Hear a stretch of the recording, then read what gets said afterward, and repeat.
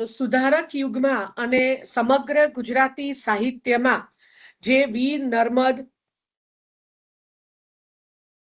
વીર કાવ્યનો નાયક નર્મદ, અર્વાચીનોમાં આદ્ય જેવા વિશેષણોથી નવાજાયેલા છે એવા કવિ નર્મદા શંકર લાલ શંકર દવે એના વિશે આજે આપણે વાત કરવાની છે.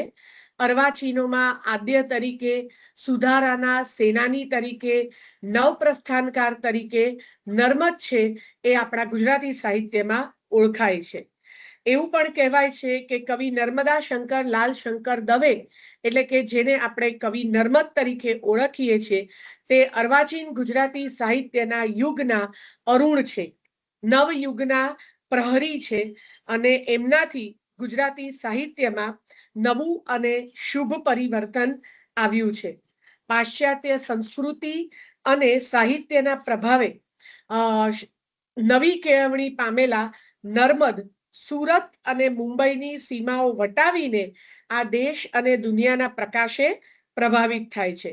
એટલે ગુજરાતને નવરંગ આપવાનો પણ પ્રયાસ નર્મદ દ્વારા કરવામાં આવ્યો છે. બરાબર, અહીંયા જે તમે ફોટો જુઓ છો એ અર્વાચીનોમાં આદ્ય એવા કવિ વીર નર્મદનો છે. દલપતરામ છે એ જૂના અને નવા આ બંનેના સંગમ હતા, જ્યારે નર્મદ છે એ નવા જમાનાનો અને નવા સાહિત્યનો નેતા હતો. નર્મદ પોતે મહત્વાકાંક્ષી, સ્વપ્નસેવી અને સ્વપ્ન શિલ્પી હતો. એક ધન્ય ઘડીએ તે નિર્ણય કરે છે, આપણે એના જીવન વિશે પણ થોડીક વાત કરીશું, પણ એક ધન્ય ઘડીએ તે નિર્ણય કરે છે કે ભણવું, કમાવું, બૈરી કરવી એ સૌ આનંદ માટે છે ને મને જ્યારે પદો બનાવવાથી આનંદ થાય છે ત્યારે હું તો એ જ કામ કરીશ. શેર જુવાર તો મળી રહેશે. એટલે કે સાહિત્ય પ્રત્યે, કવિતા પ્રત્યેની નર્મદની જે આખી નિસ્બત છે એ અહીંયા આગળ પ્રગટ થાય છે અને એ રીતે એ કવિ થવાની પ્રતિજ્ઞા કરે છે. અને કવિ પદની તૈયારી માટે, એના માટે તેઓ બુદ્ધિવર્ધક સભામાં જોડાય છે. કડિયાને ત્યાં જ છંદ રત્નાવલી વાંચે છે, પિંગળ પ્રવેશ પણ લખે છે, રસ પ્રવેશ પ્રગટ કરે છે, શિક્ષકની નોકરીને તિલાંજલિ આપી કલમને ખોળે તે માથું મૂકે છે. તો આવા આ નર્મદ વિશે આજે આપણે વાત કરવાની છે.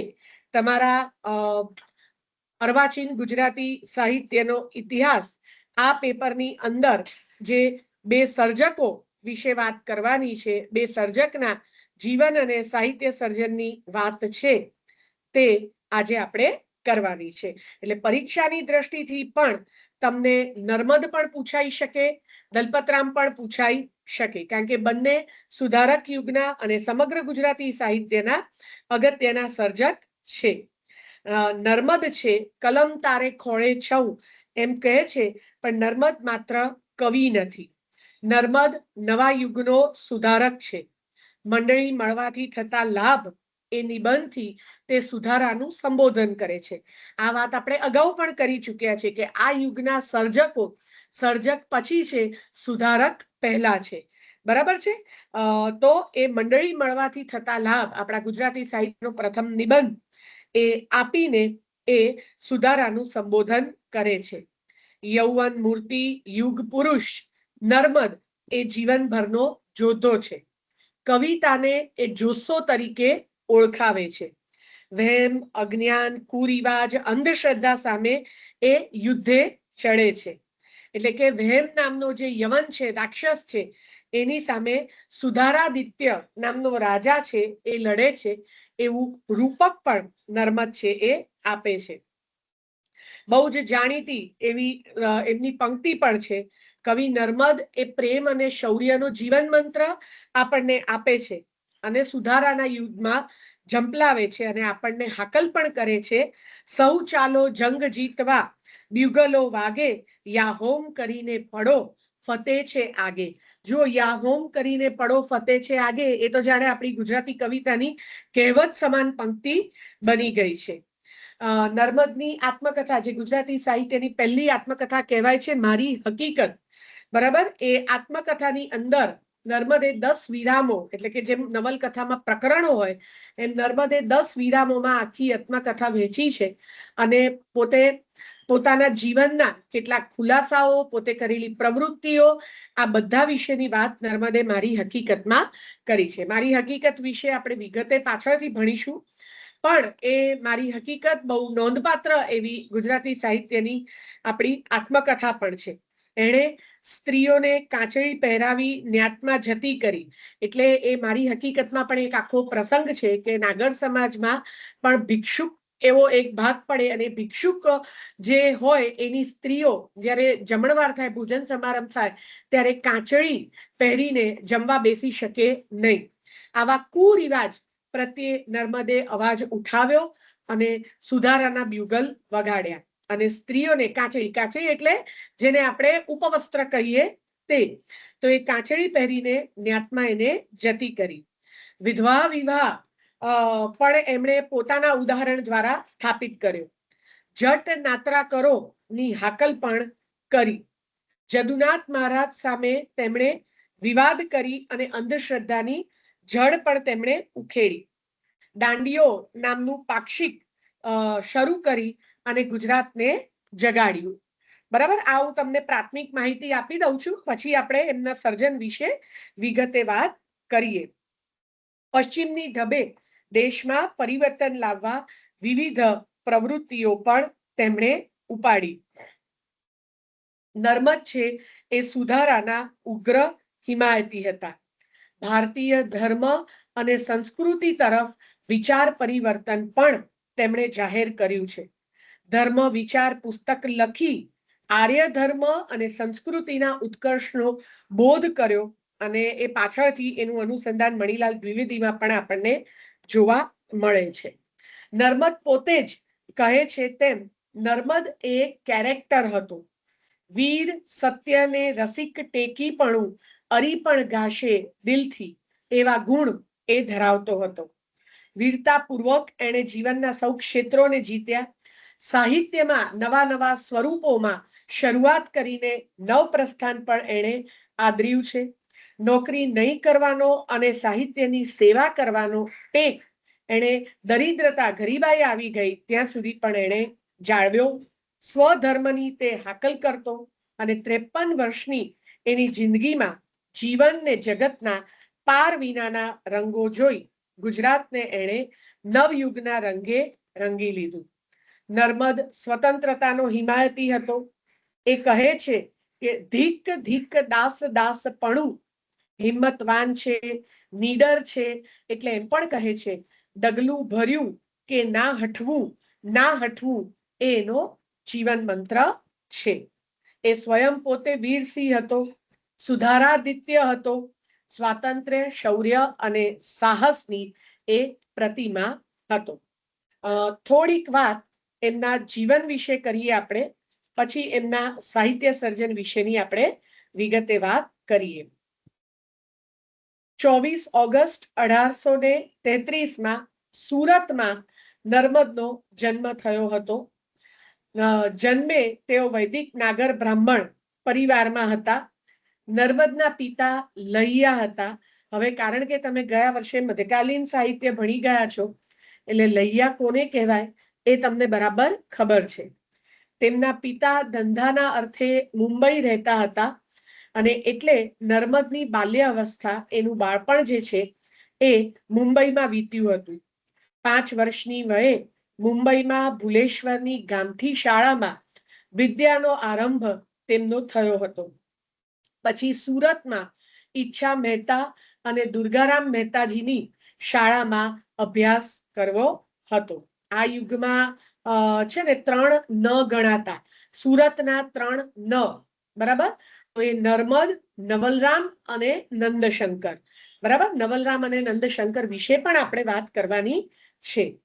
1844 નાની ગૌરી સાથે તેમના લગ્ન થયા હતા, અને 1845 તેમણે અંગ્રેજી શાળામાં પ્રવેશ મેળવ્યો હતો. 1850 મુંબઈની એલ્ફિન્સ્ટન ઇન્સ્ટિટ્યૂટમાં તેઓ દાખલ થયા. કોલેજનો અભ્યાસ અધૂરો મૂક્યો અને 1852માં રાંદેર ગામની શાળામાં તેઓ શિક્ષક તરીકે ગયા. 1853માં તેમની પત્નીનું અવસાન થયું. 1854માં તેઓ પુનઃ પાછા મુંબઈ ગયા અને અભ્યાસમાં ચિત્ત પરોવવાનો પ્રયાસ કર્યો. કવિતા પ્રત્યે આકર્ષણ તેમને થયું. વર્ડ્સવર્થની પાશ્ચાત્ય કવિ વર્ડ્સવર્થની આપણે સુધારક યુગના લક્ષણ વખતે જોઈ ગયા કે અંગ્રેજોના આગમન પછી પાશ્ચાત્ય સાહિત્ય સ્વરૂપો, પાશ્ચાત્ય સાહિત્યનો પ્રભાવ આપણા સાહિત્યકારો પર પણ જોવા મળે છે. તો વર્ડ્સવર્થની પ્રકૃતિ કવિતાનો તેમના ઉપર પ્રભાવ પડ્યો. 23મી વર્ષગાંઠ એટલે 23 વર્ષના થયા અને ત્યારે એમણે કાવ્ય લેખનની શરૂઆત કરી. 1856માં કોલેજનો અભ્યાસ અધૂરો છોડી ડાહી ગૌરી સાથે તેમણે લગ્ન કર્યું. 1858ની 23 નવેમ્બરે નર્મદે શિક્ષકની નોકરી છોડી હંમેશ માટે અને નોકરી ન કરવાની અને કલમને ખોળે રહી જીવવાની પ્રતિજ્ઞા લીધી. અનેક સંકટો વચ્ચે જજુમી નર્મદે સાહિત્યની ઉપાસના અને સમાજ સુધારા પાછળ જીવન સમર્પિત કર્યું. 1864માં દાંડિયો નામના પાક્ષિક એટલે દર 15 દિવસે પ્રગટ થાય એનો પ્રારંભ કર્યો. સુધારા વિશેનો ભ્રમ ભાંગતા ઉત્તર વયે એટલે પાછળથી નર્મદનું વિચાર પરિવર્તન પણ થયું હતું. આર્ય સંસ્કૃતિ અને આર્ય ધર્મ અને સંસ્કૃતિ એના પુનરુત્થાન માટે પણ તેને એણે સ્વધર્મ માન્યો હતો. 1876માં તેઓ મુંબઈ જઈ નાટકો લખવાનું કામ શરૂ કર્યું. 1882માં પ્રતિજ્ઞા છોડી, કારણ કે દારિદ્ર્ય આવ્યું પ્રતિજ્ઞાને કારણે કે નોકરી છોડીને માત્ર સાહિત્ય સર્જનનું કામ, તો દરિદ્રતા આવતા તેમણે પોતાની પ્રતિજ્ઞા છોડી અને ગોકળદાસ તેજપાળના ધર્માદા ખાતામાં મંત્રી તરીકે નોકરી મને સ્વીકારી. કાઠિયાવાડ ગેઝેટિયરના ભાષાંતરનું કામ પણ તેમણે સ્વીકાર્યું અને 8 મહિનાની માંદગી બાદ માત્ર 53 વર્ષની ઉંમરે નર્મદનું અવસાન થયું. નર્મદના જીવન ઘડતરમાં જે મુખ્ય પરિબળો હતા તેમાં ખાસ કરીને પોતાના પિતા અંગ્રેજી લાલશંકર દવે, બરાબર, એમના પિતા અંગ્રેજી કેળવણી, ધીરાના પદ અને તેમનો જે સુધારાનો પવન ફૂંકાવાનો શરૂઆત થઈ ગઈ હતી એ આખો જમાનો. અને એટલા માટે જ ગુજરાતી સાહિત્યમાં રીતસરનો જે અર્વાચીન યુગ, નવા યુગનો આરંભ છે એ નર્મદથી થાય છે. જો અહીંયા સ્ક્રીન પર પણ તમને દેખાય છે, બરાબર, જે આપણે વાત કરી એની.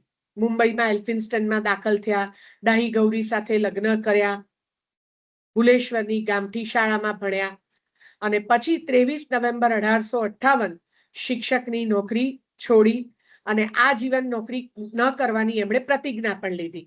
પણ પાછળથી દરિદ્રતાના કારણે આ પ્રતિજ્ઞા એમને તોડવી પડી. બરાબર, જુઓ, મધ્યકાલીનથી અર્વાચીન તરફ આ એક આપણે દ્રષ્ટિકોણ પણ મૂક્યો છે. તો ગુજરાતી સાહિત્યમાં રીતસરનો જે અર્વાચીન યુગનો આરંભ છે એ નર્મદથી થાય છે. મધ્યકાળના મુખ્યત્વે ધર્મપરાયણ સાહિત્યને સંસાર પ્રત્યે, સંસાર અભિમુખ કરવાનો નર્મદનો પુરુષાર્થ છે એ પણ ઉલ્લેખનીય છે. સાહિત્ય સમજ અને સાહિત્ય વિષય એમાં એણે આમૂલ પરિવર્તન લાવ્યું. વિવિધ ગદ્યના અને પદ્યના સ્વરૂપોમાં એણે પહેલ કરી અને એના માટે નર્મદને અર્વાચીનોમાં આદ્ય તરીકે ઓળખવામાં આવે છે. એટલે નર્મદને નવપ્રસ્થાનકાર પણ કહેવાય છે. અર્વાચીનોમાં આદ્ય એટલે પહેલો, આદ્ય એટલે શરૂઆતનો, બરાબર, તરીકે પણ ઓળખવામાં આવે છે. એનું શું કારણ કે એણે સાહિત્ય સર્જન ક્ષેત્રે નવા સ્વરૂપો, પહેલો કોશ તો કે નર્મદે આપ્યો, પહેલો નિબંધ, પહેલી આત્મકથા, બરાબર છે. તો આ બધું નર્મદ દ્વારા ગુજરાતી સાહિત્યમાં શરૂઆત થઈ. એ સિવાય ગુજરાતી ભાષાને લાગણી, જોસ્સો, દેશાભિમાન જેવા નવા શબ્દોનો પ્રથમ પરિચય પણ નર્મદ કરાવે છે. તેની કવિતામાં સમાજ સુધારો, પ્રકૃતિ પ્રેમ, સ્વદેશાભિમાન, સ્વતંત્રતા જેવા વિષયો આવે છે.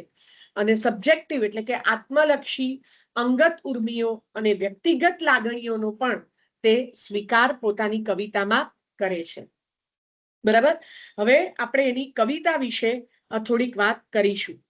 3 દાયકાના કાવ્ય લેખન દરમિયાન નર્મદ વાસ્તવમાં માત્ર 11 વર્ષ જેટલો જ આમ તો સમય કવિતાને આપી શક્યા છે, પણ તેના જીવનની મહત્વની ઘટનાઓમાં કવિતા એ ઘટનાઓનું પ્રતિબિંબ કવિતાએ ઝીલ્યું છે. આપણે બધા જાણીએ છીએ જય જય ગરવી ગુજરાત, દીપે અરુણું પ્રભાત એ બહુ એમની જાણીતી કવિતા છે. કબીરવડ જેમાં પ્રકૃતિ પ્રેમ આખો વ્યક્ત થયો છે. પછી શાહ હતા આપણા બહાર, સલામ રે દિલદાર એમાં પ્રેમની વેદનાનું વર્ણન છે. પછી જેને કહેવાય કે યાહોમ પડીને યાહોમ કરીને પડો ફતેહ છે આગે, હિન્દુઓની પડતી એનું દીર્ઘ કાવ્ય છે. તો વીરસિંહ અને રુદન રસિક એ એમના મહાકાવ્યનો આખો પ્રયત્ન છે. મહાકાવ્યને અનુરૂપ તેમણે વીરવૃત્ત છંદનો પ્રયોગ પણ કરેલો છે. થોડીક વિગતે વાત હવે એમની કવિતા વિશે આપણે પહેલા કરીએ.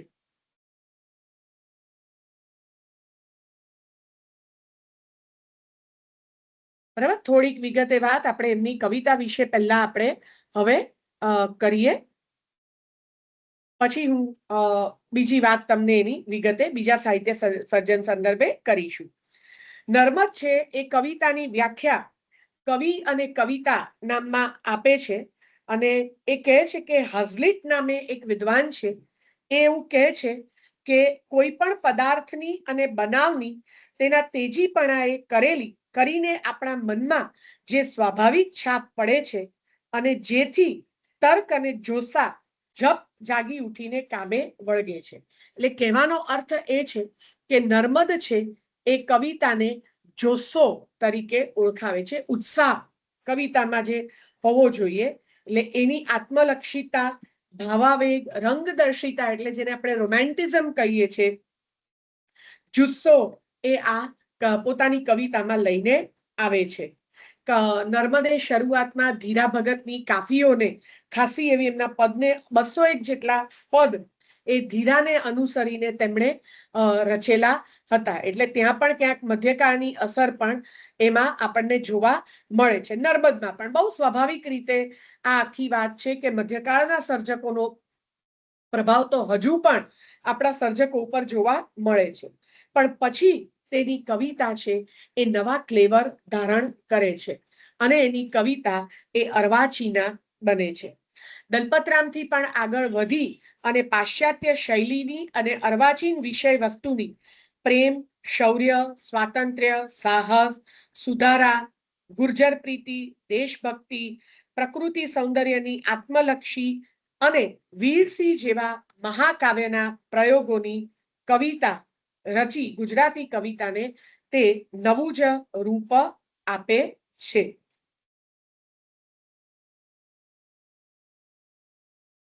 એ ગુજરાતી કવિતાની સ્ત્રોતસ્વીની નું વહેણ બદલી નાખે છે અને વિશ્વ કવિતાના મહાનદ તરફ નર્મદ છે એ ગુજરાતી કવિતાને મૂકે છે.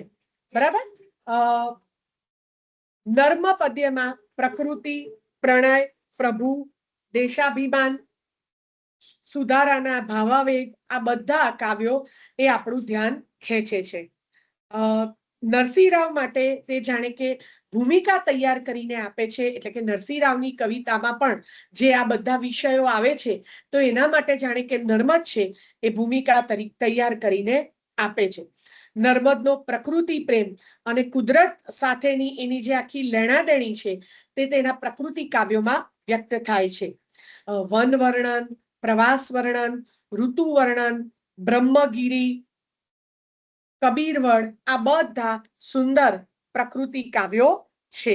કબીરવડનું તો બહુ સરસ જેને કહેવાય ને કે આખું વર્ણન એની અંદર કરવામાં આવ્યું છે. જુઓ, ભૂરો ભાસ્યો ઝાંખો, દૂરથી ઘૂમસે પહાડ સરખો, નદી વચ્ચે ઊભો નિર્ભયપણે એક સરખો. ભરૂચ પાસે નર્મદા કિનારે જે કબીરવડ આવેલો છે એનું આખું વર્ણન અહીંયા આગળ કર્યું છે.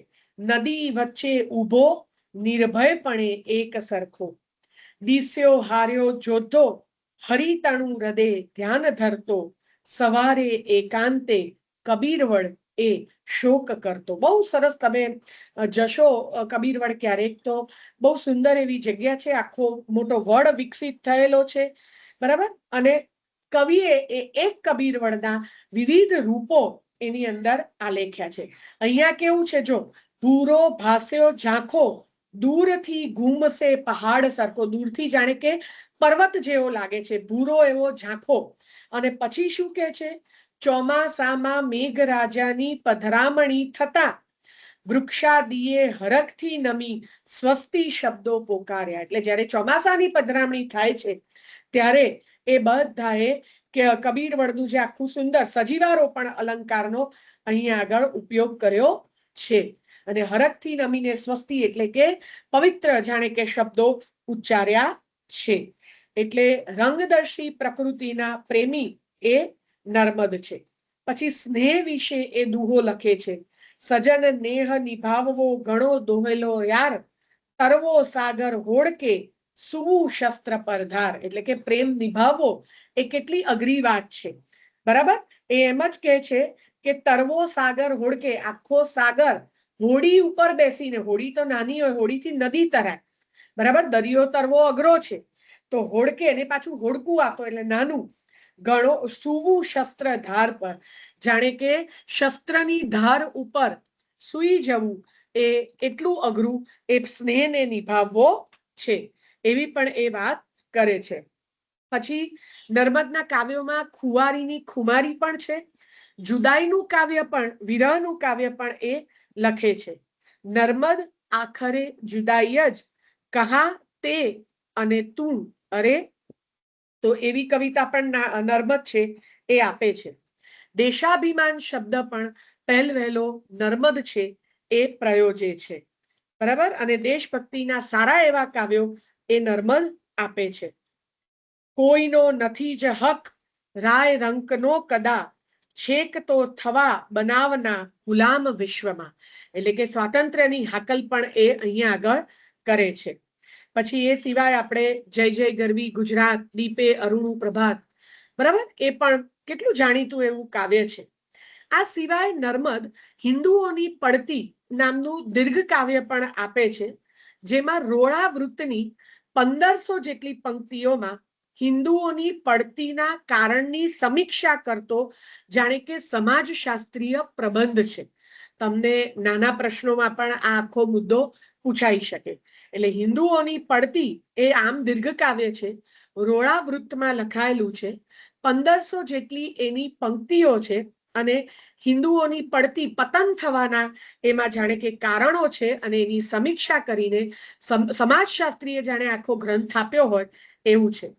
નર્મદ પોતે જ આ હિન્દુઓની પડતી દીર્ઘ કાવ્યને સુધારાનું બાઇબલ તરીકે ઓળખાવે છે.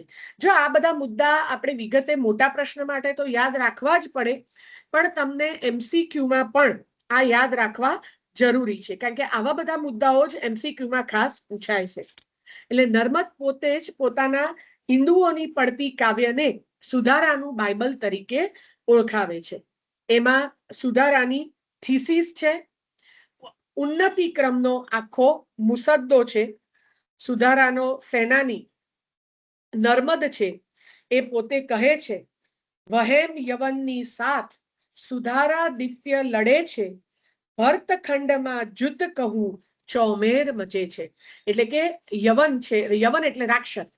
કયો રાક્ષસ છે અહીંયા? તો વહેમ, વહેમ, અંધશ્રદ્ધા જે આપણે કહીએ ને, જે તો એ વહેમ નામના રાક્ષસની સામે સુધારાદિત્ય નામનો રાજા છે, એટલે કે સુધારાનો રાજા. આદિત્ય એટલે આમ તો સૂર્ય, બરાબર. આપણે ઘણા બધા આપણા રાજાઓ છે એમાં આવો પાછળ આદિત્ય એવું લગા, વિક્રમાદિત્ય જેમ કે, તો એવી રીતે એમ કે સુધારાદિત્ય નામનો રાજા છે એ એની સામે લડે છે.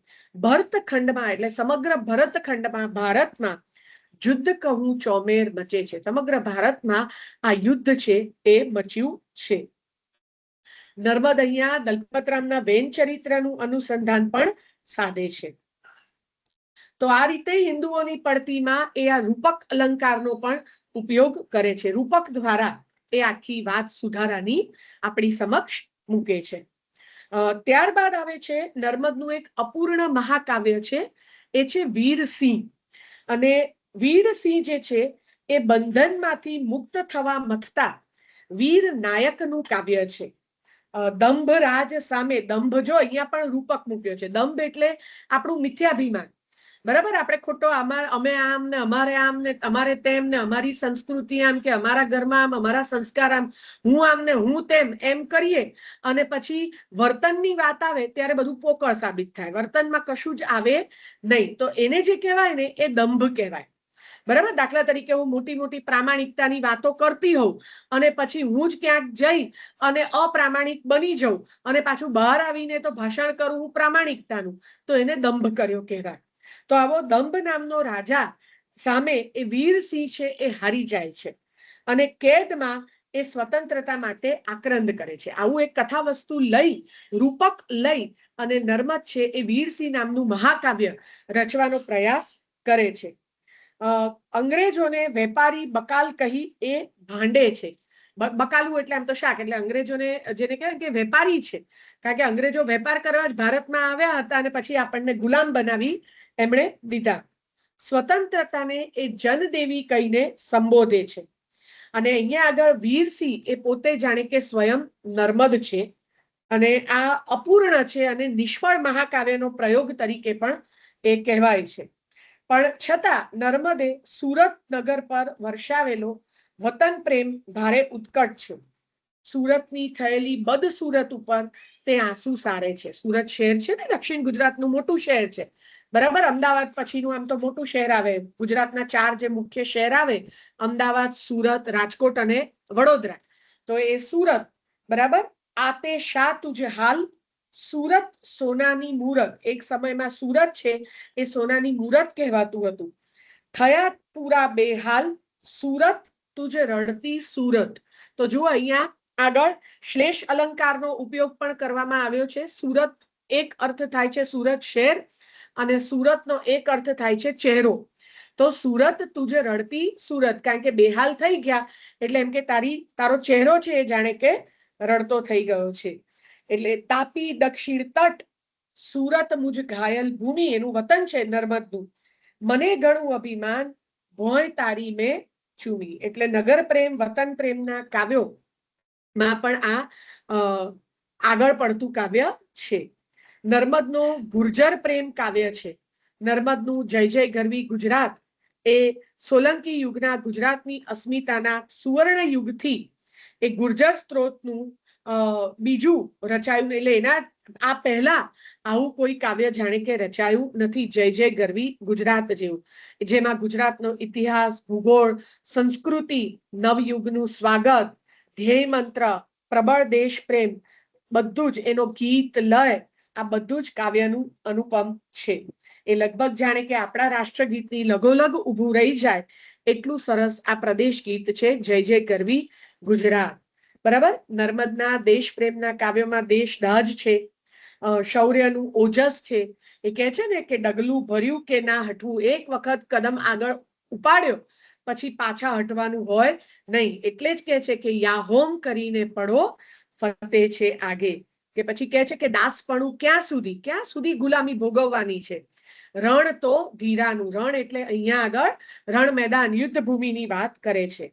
અને પછી એમ પણ કહે છે કે સુરત સોનાની મૂરત એ ઉત્તમ કાવ્ય છે ને સૌને અંતે નર્મદે રચેલું નવ કરશો કોઈ શોક રસિકડા, બરાબર, એ એના હૃદય ઉદ્ગાર અને ગુણચિત્રનું ચિરંજીવ કાવ્ય છે. નર્મદની કવિતા કરતા એના કાવ્ય પ્રસ્થાનો વિશેષ મહત્વના છે.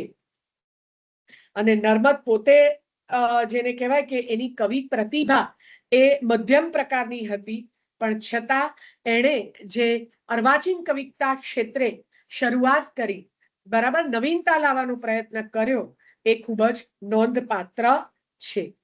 હવે આપણે નર્મદના ગદ્ય વિશે, આ એની કવિતા વિશે આપણે થોડીક વાત કરી.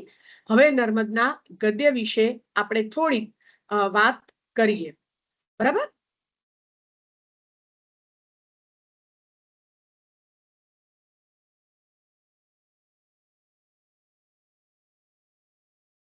કાવ્ય સર્જન સંદર્ભે આપણે વાત કરી. હવે નર્મદના ગદ્ય વિશે.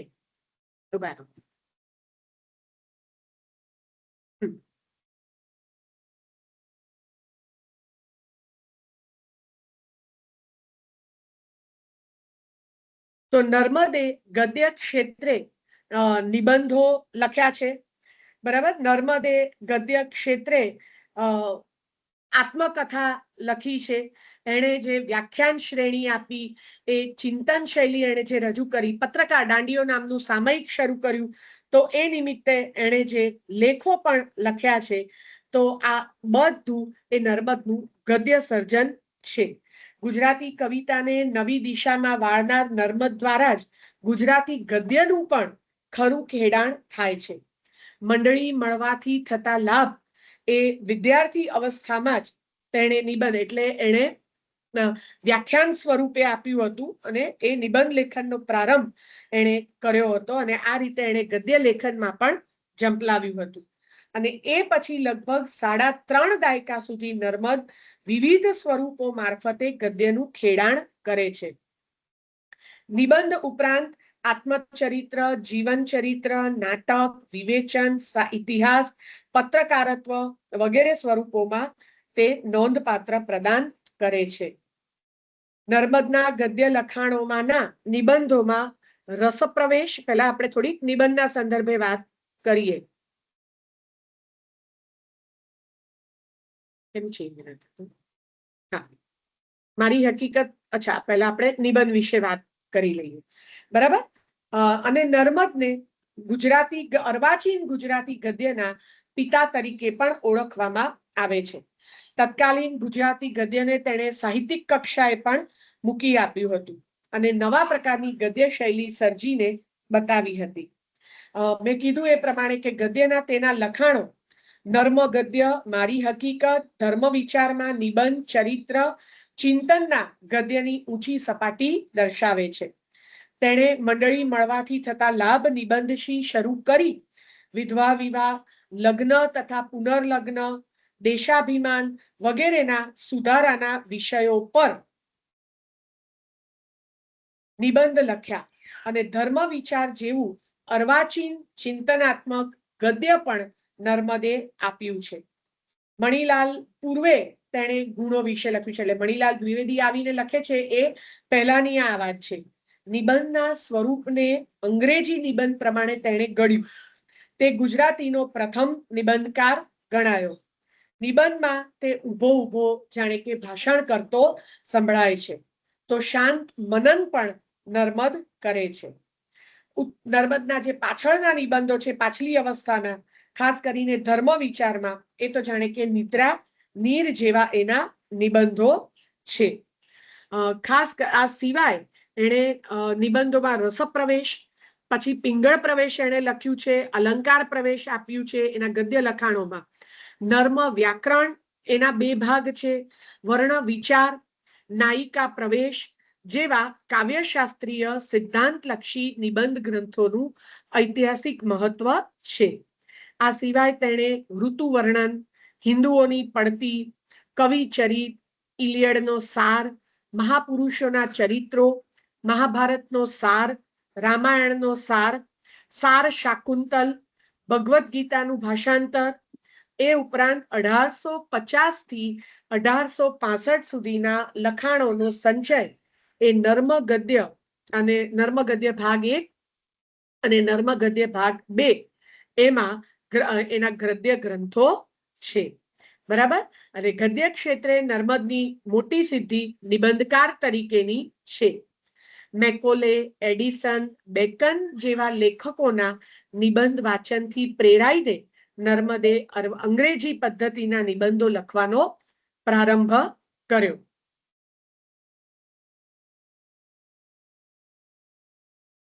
આ નિબંધોમાં નર્મદે પોતાના સમયના અનેક પ્રશ્નોને આલેખીને પ્રજા સમક્ષ મૂક્યા. સુખ, સંપ, કામ, પુનર્વિવાહ, સ્વદેશાભિમાન, બ્રહ્મતૃષા, ધર્મની અગત્ય, ગુજરાતી ભાષા, સુરતની ચડતી પડતી, પછી રણમાં પાછા પગલા ન કરવા વિશે જેવા વિવિધ નિબંધો આપણે જ્યારે વાંચીએ ત્યારે આપણને સમજાય કે તેણે પોતાના નિબંધમાં મુખ્ય 4 પ્રકારની શૈલીનો ઉપયોગ કર્યો છે. વ્યાખ્યાન શૈલી, ચિંતન શૈલી, પત્રકારત્વની શૈલી અને રૂપક શૈલી. બરાબર.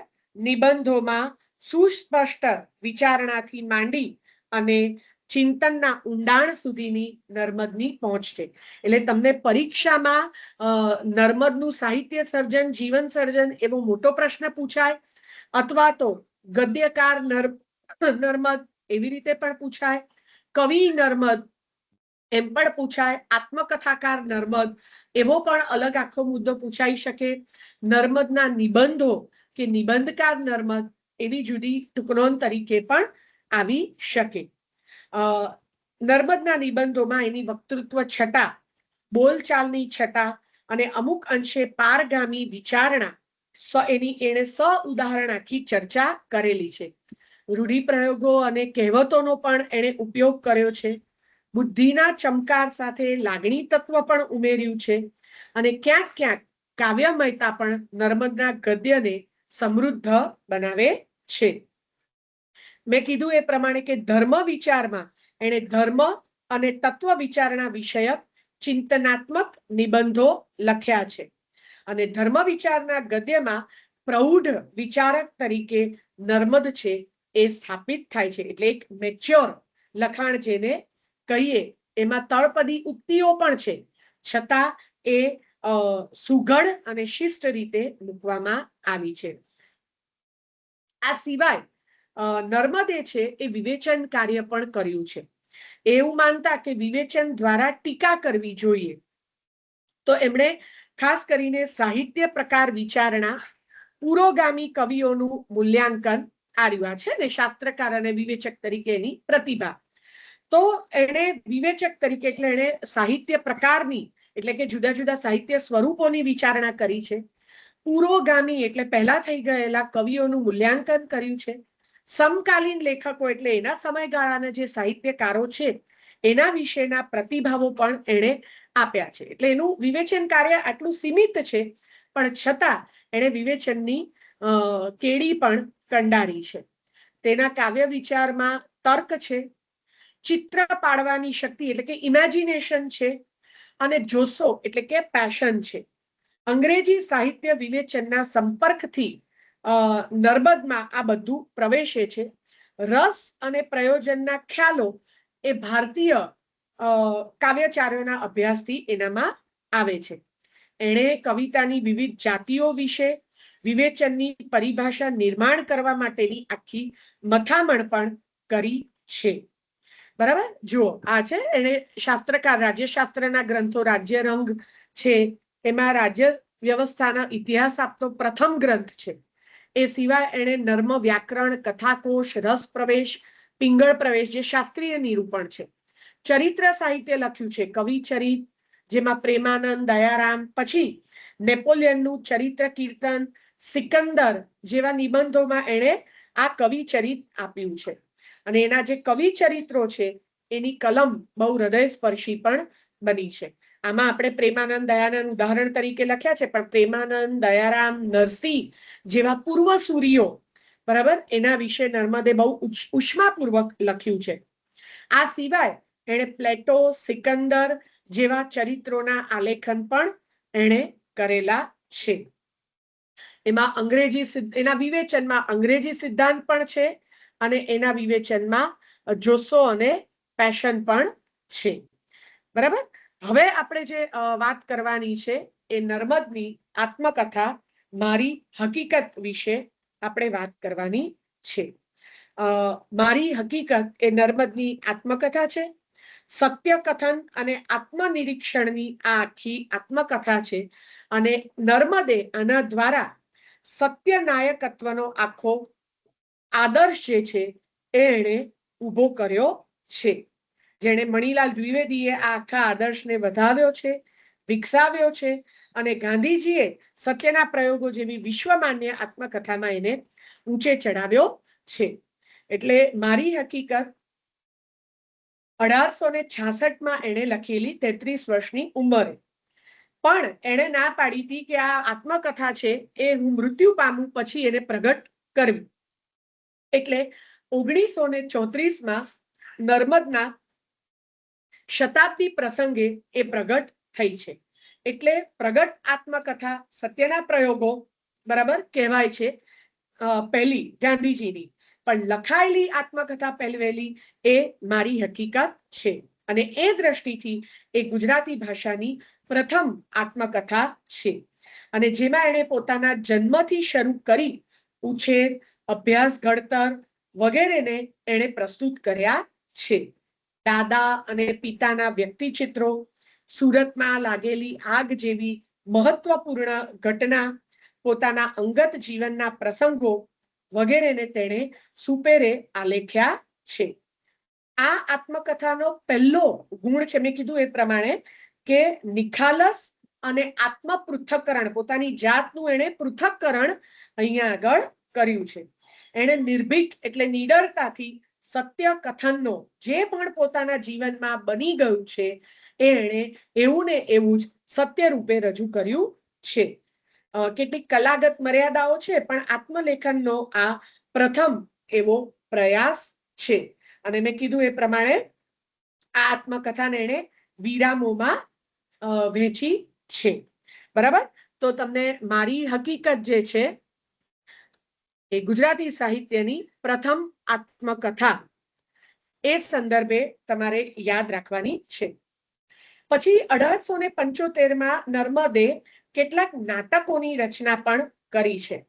જેમાં મુંબઈમાં 1875 અર્થોપાર્જન એટલે આજીવિકા મેળવવા માટે, મેં કીધું ને પાછળથી એને પોતાની પ્રતિજ્ઞા તોડી દેવી પડી, તો રામ જાનકી દર્શન, દ્રૌપદી દર્શન, સીતાહરણ, સાર શાકુંતલ, બાલકૃષ્ણ વિજય જેવા નાટકો પણ તેણે લખ્યા છે. અલબસ્ત વસ્તુ, ભાવ અને પરિસ્થિતિના નિરૂપણની કચાશને કારણે આ નાટકો બહુ સફળ થયા નથી, પણ એણે પોતાની આજીવિકા માટે કરીને નાટકો પણ લખ્યા છે. આ સિવાય નર્મદ સંશોધક અને સંપાદક પણ છે. કથાકોશ, વ્યાકરણ, રસ પ્રવેશ, પિંગળ પ્રવેશ જેવા પુસ્તકો તેણે આપ્યા છે, જે એની શાસ્ત્રકાર તરીકેની પ્રતિભાને ઉકસાવી આપે છે. બરાબર, જે અહીંયા આગળ આપણે વાત કરી. પછી જે નર્મદનું અગત્યનું પ્રદાન છે એ છે એનું પત્રકારત્વ. બરાબર. નર્મદે મુંબઈથી સુરત આવી અને 1851-52 સ્વદેશ હિતેચ્છુ નામની સંસ્થાના ઉપક્રમે જ્ઞાન સાગર નામનું સાપ્તાહિક એટલે દર અઠવાડિયે પ્રગટ થતું સાપ્તાહિક શરૂ કરેલું, પણ એ જાજુ ન ચાલ્યું. એટલે 1864 એણે દાંડિયો પાક્ષિક શરૂ કર્યું હતું. બરાબર. પાક્ષિક એટલે દર 15 દિવસે પ્રગટ થાય. દાંડિયો એટલે આમ તો શું, પેલું જે પહેલાના જમાનામાં નગરમાં કોઈ ઢંઢેરો પીટાવાનો હોય, કોઈ સૂચના આપવાની હોય, તો પેલા ઢોલ લઈને નીકળી પડે અને દાંડીથી ધમ ધમ ધમ ધમ વગાડે અને પછી સૂચનાઓ આપે, નાગરિકો સુધી પહોંચાડે. તો આ એનું પ્રતીક છે કે પોતાના લખાણો દ્વારા એ સમાજને જાગૃત કરવાનું કામ એટલે દાંડીયો કરે છે. અને ગાંઠનો ખર્ચ કરવો પડશે તેમ છતાં સ્પેક્ટેટર જેવું લખાણ કહાડવું તો ખરું, એવી પાછી નર્મદે પ્રતિજ્ઞા લીધી હતી કે ભાઈ ભલે મારે ઘરના પૈસા નાખવા પડે, પણ જાગૃતિ થઈ જાય, લોકો જાગૃત થાય વાંચીને, એવું લખાણ મારે આમાં રજૂ કરવું છે. એટલે એને નુકસાન વેઠીને પણ 5 વર્ષ આ દાંડિયો ચલાવ્યું હતું. પોચા એવા ગુજરાતીઓમાં પોતા પણ પોતાના પાક્ષિક દ્વારા પ્રાણ અને જોશો નર્મદે પ્રગટાવ્યો હતો. તેણે પોતાની નિખાલસતા, સચ્ચાઈ અને નિર્ભયતા પૂરી ગંભીરતાપૂર્વક દ્વારા પત્રકારત્વની જે પ્રવૃત્તિ છે એણે કરી હતી. બરાબર. તો એ રીતે ઐતિહાસિક દ્રષ્ટિથી પણ નર્મદનું આ જે સામયિક છે એ બહુ અગત્યનું છે. બરાબર. અને શરૂઆતમાં એ દર 15 દિવસે આવતું હતું, પખવાડિક હતું. પાછળથી એ સાપ્તાહિક તરીકે પણ પ્રકાશિત થયું હતું અને સમાજમાં કુરિવાજો દૂર કરવા, લોકોને જાગૃત કરવા અને ભ્રષ્ટાચારનો પડદો ફાસ કરવો એવા એના ઉદ્દેશ હતા. આમાં નર્મદ પોતે તો લખતા જ હતા, પણ એ સિવાય ગિરધારીલાલ દયાળદાસ, નગીનદાસ તુલસીદાસ, કેશવલાલ ધીરમજી રામ જેવા મિત્રો પણ આની અંદર લેખ છે એ લખતા હતા. એટલે 19મી સદીમાં ભ્રષ્ટાચારનો પડદો ફાસ કરવા માટે દાંડિયો જાણે કે જન્મ્યો હતો એવું પણ આપણે કહી શકીએ. 1865 ઓગસ્ટના દિવસે 24મા અંકનો નર્મદે અહેવાલ પ્રગટ કર્યો. એમાં એણે લખ્યું હતું કે સટ્ટાખોરને સરકારી ચાકરી પાછી મળી અને થોડા એક મહિના ઉપર સરકારી ઠરાવ પ્રસિદ્ધ કરવામાં આવ્યો હતો. તેની મૂળ મતલબ પણ એવી જ હતી કે સટ્ટાના ગાંડપણમાં પડેલાઓના કાન ઉઘાડવા. એટલે આ જે બધી વાત છે, બરાબર, તે સમયના શબ્દો નર્મદના એ અસલ સુરતી ભાષાના હતા, પરંતુ અંક પ્રસિદ્ધ થવાની રાહ દરેક સુરતી જોતો હતો. એટલે લગભગ જેને કહેવાય કે દાંડિયો છે એ આટલા વર્ષે પણ જાણે નિર્ભયતાનું શસ્ત્ર અને શાસ્ત્ર બનીને રહી જાય છે. તે એમ જ કહે છે કે ગુલામીમાં જીવવું એ ધિક્કારને પાત્ર છે. તો આ રીતે નિર્ભય પત્રકારત્વનું પણ ઉદાહરણ નર્મદ છે એ આપે છે.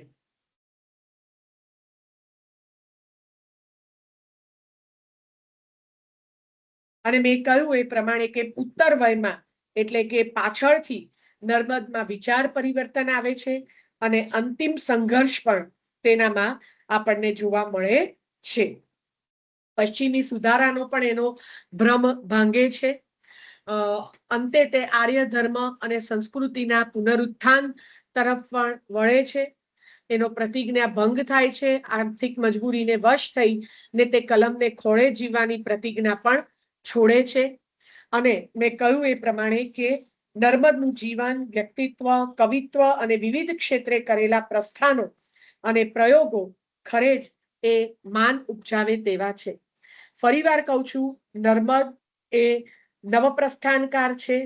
નર્મદ એ સુધારક યુગનો સેનાની છે. નર્મદ અર્વાચીનોમાં આદ્ય છે. પ્રથમ કોશ નર્મદ આપે છે. પ્રથમ આત્મકથા નર્મદ આપે છે. પ્રથમ અર્વાચીન કવિતાના બ્યુગલ દલપતરામ પછી એને અંગ્રેજી પદ્ધતિથી નર્મદ વગાડે છે. અંગ્રેજી ઢબના નિબંધો લખવામાં પણ નર્મદ પહેલા છે. એક નિર્ભય પત્રકારત્વ નર્મદ આપણને આપે છે. નર્મદના નામે નર્મદ સુવર્ણ ચંદ્રક પણ આપવામાં આવે છે. વિવિધ ક્ષેત્રે સાહિત્યના પ્રથમ ખેડાણ કરવા બદલ આપણે જે નર્મકોશની થોડીક વાત કરીએ તો એમણે નર્મ કવિતાનો જે આખો શબ્દાર્થ છે એ તૈયાર કરવાની પ્રવૃત્તિ છે એ કોશ રચનામાં પ્રવૃત્તિ છે. 1873માં આ નર્મકોશ જે છે એ બહાર આવે છે અને લગભગ કેટલીક સામગ્રી 1861 થી બધા છૂટા અંકો હતા અને પછી એની સુધારેલી આવૃત્તિ આ કોશ રૂપે બહાર આવે છે. નર્મ કથાકોશ પણ આવે છે 1870માં, જેમાં રામાયણ, મહાભારત, ભાગવતમાંના કથા પ્રસંગોને લક્ષ્યમાં રાખી અને એને પાત્રગત ચરિત્રોની કક્કાવારી પ્રમાણે આ કોશમાં એને બધા આવરી લીધા છે. અને આ જે આખો કોશ છે એ ગુજરાતી, મરાઠી, હિન્દી પુસ્તકો પરથી તૈયાર થયેલો છે. તો એ નર્મ કથાકોશ પણ આપણા માટે એટલો જ અગત્યનો છે. ને મેં કીધું એ પ્રમાણે કે 8 મહિનાની સંધિવાની માંદગી પછી તેમનું અવસાન ફેબ્રુઆરી 26, 1886ના રોજ મુંબઈ ખાતે થયું હતું. બરાબર. તો આ છે આપણા વીર કવિ નર્મદ. અને નર્મદના જીવન અને સાહિત્ય સર્જન વિશે તમને પરીક્ષામાં વિગતે પણ પૂછાય. નર્મદના પ્રથમ નવપ્રસ્થાન વિશે પણ તમને પૂછાય. પત્રકાર તરીકે નર્મદ આવે, નિબંધકાર તરીકે નર્મદ આવે, કવિતા ક્ષેત્રે નર્મદ આવે. તો આ દરેક મુદ્દાને ધ્યાનમાં રાખી અને તમારે તમારા પ્રશ્નનો જવાબ છે એ તૈયાર કરવાનો રહે.